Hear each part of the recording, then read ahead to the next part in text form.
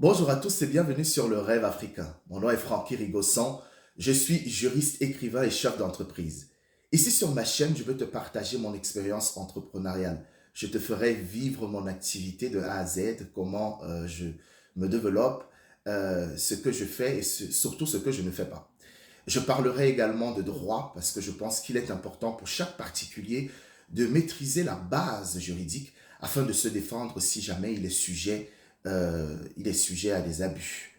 Je parlerai aussi de littérature. Littérature parce que je pense que la culture, la littérature sont des choses qui vont porter l'Afrique et qui vont permettre à cette terre-mère de se développer.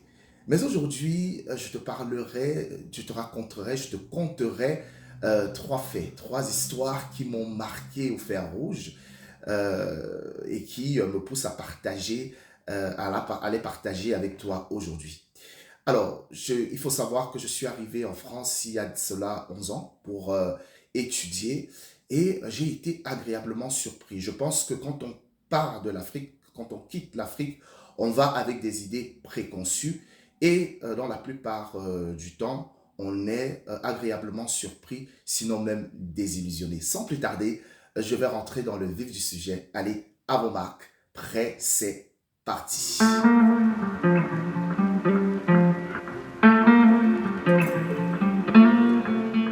Ma première désillusion quand je suis arrivé en France, surtout quand je suis descendu de l'avion et que j'ai atterri à Charles de Gaulle, c'est que c'était pas, la France n'était pas aussi belle comme on le montre à la télé.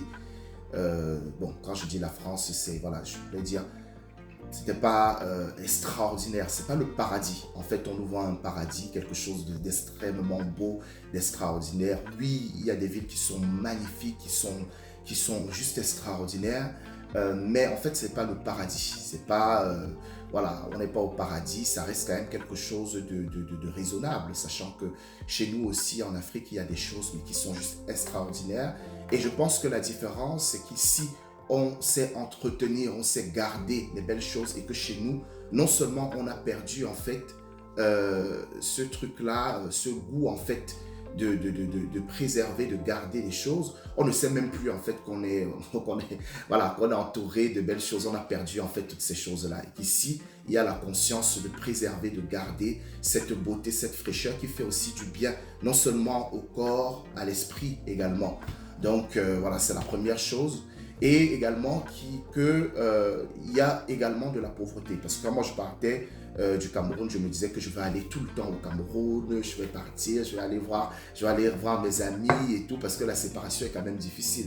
Et quand moi je partais, j'avais à l'époque une compagne, donc je me disais je vais aller voir ma compagne tout le temps, chaque un mois, machin, parce que au regard des photos qu'on nous montre souvent sur les réseaux sociaux, on pense que c'est, voilà, c'est très très très très aisé, mais la réalité est tout autre chose. Hein. Je rentrerai vraiment dans le détail de ce que je suis en train de dire, de chaque pan de thèmes que je développe aujourd'hui dans de prochaines vidéos. Mais ce n'est pas le paradis. C'est beau, mais ce n'est pas le paradis. Il y a quand même il y a une surenchère en fait. Il y a une illusion en fait des choses derrière. La réalité est tout autre. Donc ça, c'était le premier fait, le fait de savoir que voilà, c'est pas le paradis et que même chez nous aussi, c'est un autre paradis. Sauf que le fait que l'on soit sédentaire, parfois, et c'est souvent ça le problème, par exemple, le natif de Yaoundé ne va pas forcément aller en Gaoundéré où il y a de beaux endroits colorés, peut-être ailleurs aussi à l'ouest où c'est magnifique, où il y a de la verdure et tout, et pense que voilà, son univers, c'est que Yaoundé, que si Yaoundé est moche, ça veut dire que partout est moche, alors que c'est faux. Donc il y a ce premier truc là où on sait d'emblée on se rend compte d'emblée que c'est pas le rêve et que finalement il y avait une illusion sur les choses qui nous étaient montrées à la télé. Et je pense que c'est fait sciemment pour attirer le plus grand nombre de personnes. Donc ça c'est le premier fait. On va donc glisser sur le deuxième fait qui m'a marqué ici. Alors, le second fait qui, moi, pour ma part, m'a marqué, mais négativement, c'est l'élasticité des relations. À savoir que quand moi je suis arrivé, encore une fois, j'étais étudiant étranger, et il y a une soif de rencontre parce qu'on quitte quand même, on quitte sa terre-mère pour venir dans un pays étranger. C'est vrai que moi je trouvais ma mère déjà, mes sœurs, j'avais déjà de la famille, mais on ne vivait pas dans la même ville. Moi j'étais allé étudier ailleurs dans l'ouest de la France, c'est vraiment très très loin de Paris où vit ma famille. Donc je devais apprendre beaucoup de choses. J'avais appris en une semaine, mais on n'apprend pas à vivre dans un pays en une semaine, hein. Ma mère m'avait donné les tuyaux, les petits trucs vite fait. Et quand j'ai commencé la fac, quand j'ai commencé les cours, très vite en fait, on a formé des groupes d'exposés. Donc quand j'étais dans ces groupes d'exposés là, en fait, je pensais avoir rencontré des amis. J'étais heureux, fier de partager des moments, des pauses, des heures de dialogue, de causerie, et même en fait d'histoire, hein, parfois intime, avec ces personnes que je pensais être des amis. Sauf qu'une fois que l'exposé était terminé et que je rencontrais cette personne et que j'avais envie encore voilà, de leur faire un petit check, un petit câlin d'amitié, ils étaient tout de suite froids et même, chose extraordinaire et même étrange, ils se comportaient comme si on ne s'était jamais connus. Donc voilà, je trouvais que c'est un truc qui, moi, m'avait un peu essoré, m'avait un peu effrayé. Parce que pour ma part, dès qu'on a partagé quelque chose en Afrique, ça veut dire qu'on est devenus des amis. Dès qu'on partage une intimité, une histoire, dès qu'on partage des moments, c'est qu'on est devenus amis en fait. Et l'amitié a souvent ceci de spécial en Afrique et de sacral que finalement, voilà, ça devient même plus importante, autant pour moi, que la fraternité. Donc pour ma part, le fait de partager des heures hein, de travail avec ces personnes-là faisait de nous déjà des amis, alors que non. Dès le lendemain, quand ils te croisaient, c'était ni vu ni connu. C'était vraiment comme si vous n'avez jamais rien fait ensemble et c'est vraiment effrayant en fait. Pour ma part, c'était effrayant. Et c'est pour ça que le deuxième fait pour moi a été cette fragilité, cette élasticité des relations. Et je trouve que c'est une chose qui devrait changer parce que bah, voilà, c'est quand même, on est des humains, on n'est pas des animaux. Quand on partage quelque chose, c'est sacré, c'est beau. Et quand ça perdure encore dans le temps, c'est pour moi extraordinaire. Donc voilà le second fait. On va glisser sur le troisième fait sans plus tarder. Alors, le troisième fait marquant, l'histoire qui m'a marqué pour ma part négativement, quand je suis arrivé, en fait, c'est la solitude. Avant toute chose, j'aimerais planter le décor. J'aimerais rappeler qu'il existe deux sortes de solitude.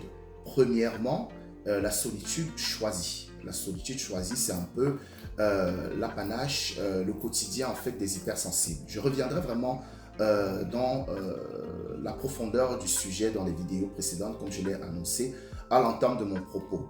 On choisit cette solitude qui nous permet de nous retrouver avec nous-mêmes, en fait. Ça, c'est une solitude qu'on choisit. Et la seconde solitude, en fait, c'est une solitude subie.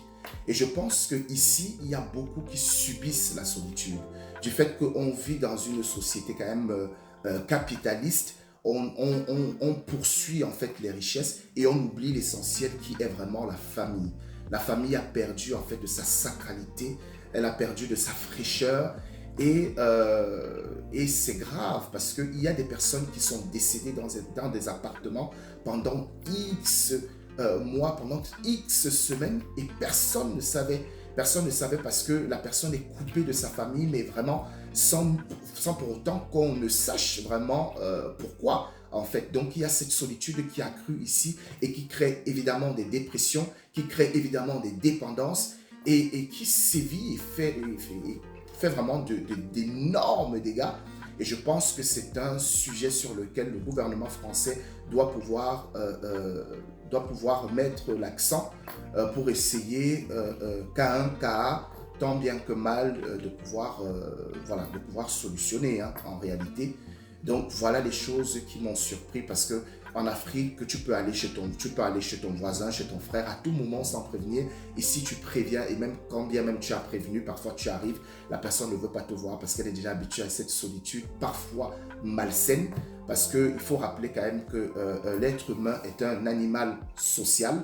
Donc il a besoin d'une interaction sociale pour se sentir bien, pour vivre simplement. Donc le fait de rester reclus comme ça, dans son coin, ah voilà, ça ne l'aide pas à s'exprimer, à être heureux.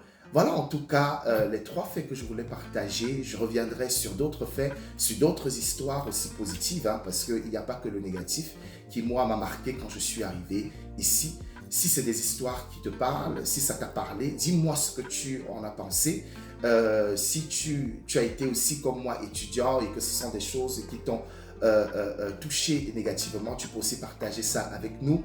Ce sera un plaisir. Je vous donne rendez-vous pour de prochains épisodes tout aussi croustillants que, je l'espère, parés en fait d'enseignement.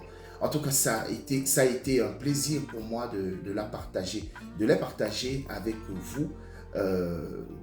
Voilà, je vous dis à bientôt pour de nouveaux épisodes et je vous souhaite de passer une excellente journée. Et je vous fais des cœurs. À la prochaine.